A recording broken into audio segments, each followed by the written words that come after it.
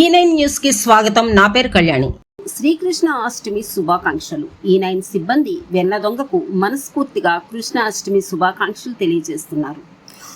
మధురా నగరిలో వసుదేవుడు దేవకీ దేవులకు 9వ సంతానంగా జన్మించిన శ్రీకృష్ణుడు జన్మం ఎటువంటిదో తెలుసా? కంసుడికి తోబుట్టువైనటువంటి దేవకీదేవికి సంతానము కలిగితే కంసునికి ప్రాణహాని ఉందని పండితులు చెప్పడంతో ఆ దంపతులను కంసుడు జైల్లోనే బంధించాడు. వసుదేవుడు దేవకీదేవులకు జన్మించిన ప్రతి ఒక్కరిని కంసుడు వధించడం మొదలుపెట్టాడు. ఇదిలా ఉండగా ఒకనాటి అర్ధరాత్రి సమయంలో దేవకీదేవి మగ శిశువుకు జన్మనిచ్చింది. అతనే నల్లనవాడైనటువంటి మన వన్న దొంగ. మగ శిశువును చూసి ఎంతో ఆనందంతో మంత్రముగ్ధులైన తల్లిదండ్రులు ఈ శిశువును ఏం చేయాలి, కంసుడు ఇతన్ని కూడా వధిస్తాడు అని ఆలోచించి రాత్రికి రాత్రే ఒక బుట్టలో శ్రీకృష్ణుని పెట్టి అర్ధరాత్రి వేళ ప్రయాణమైనాడు వసుదేవుడు. అప్పటికే ద్వారం దగ్గర మహిషి అనే రాక్షసుణ్ణి ద్వారం దగ్గరే ఉండమని కాపలా కాయమని సెలవిచ్చాడు కంసుడు. బుట్టలో పెట్టుకుని వస్తున్న అతన్ని చూసి గాడిద రూపంలో ఉన్న రాక్షసి ఇలా అంది, మీరు ఎవరు? మిమ్మల్ని దహించి వేస్తాను అని చెప్పగానే వసుదేవుడు, తల్లి, నాకెంతో మంది సంతానం కలిగినా ఎవరూ మిగలలేదు, కాబట్టి ఈ ఒక్క సంతానాన్నైనా దయ ఉంచి నా పుత్రునికి ప్రాణహాని ఏమీ చెయ్యవద్దని గాడిద కాళ్లకు నమస్కారం చేశాడు.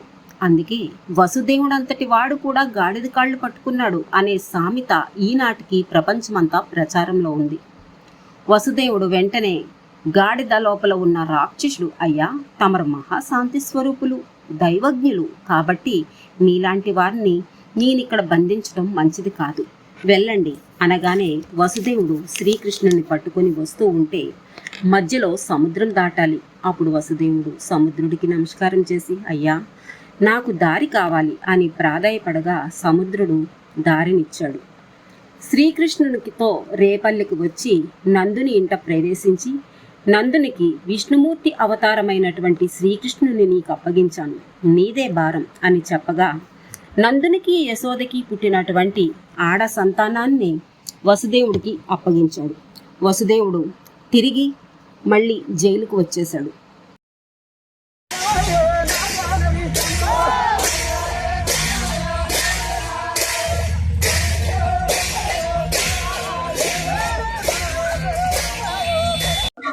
సభవరం గ్రామ గోపాలగర్ గ్రామ ప్రజలు సభ్యులు అత్యంత వైభవంగా స్వామి అఖండ కల్ప ప్రతిష్టాపన పూజా కార్యక్రమం, మన పూజా కార్యక్రమం జరిగింది. అలాగే ఈరోజు కృష్ణాష్టమి జన్మాష్టమి 6 గంటలకి స్వామివారికి కృష్ణమూర్తికి పంచామృతాభిషేకన కార్యక్రమము తదుపరి భక్తుల యొక్క గోత్ర నామధేయాలతో ఎంతో వైభవపేతంగా విశేష పూజా కార్యక్రమంగా నిర్వహిస్తున్నాము.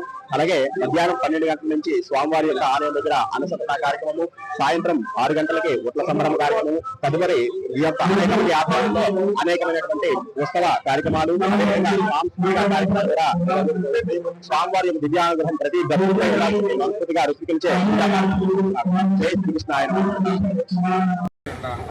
ఈ కృష్ణ మందిరాన్ని మరి సందర్శించుకోవడం జరిగింది. మా పెద్ద సమర్థాలు ముఖ్యంగా బాబురావు గారు అందరికీ కూడా నమస్కారం. ప్రతి ఏటా కూడా ఈ పండుగని ఎంతో ఉత్సాహంగా ఎంతో పెద్ద ఎత్తున ఈ పండుగ చేస్తూ ఉన్నారు. కృష్ణాష్టమి అనేది మీకు తెలుసు.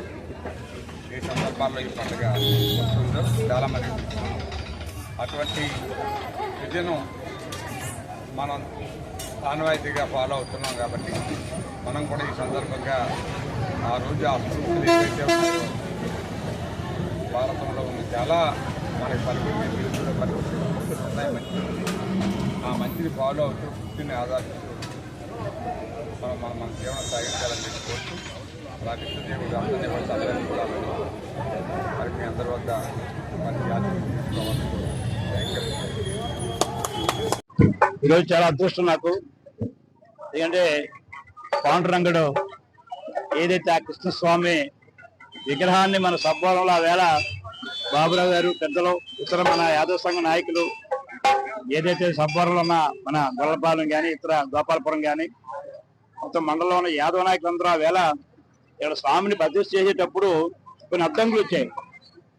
ఆర్ఎన్బిలు అబ్జెక్ట్ చేశారు, ఇది రోడ్ వైండింగ్ అవుతుంది, ఇక్కడ విగ్రహం పెడితే కుదరదని.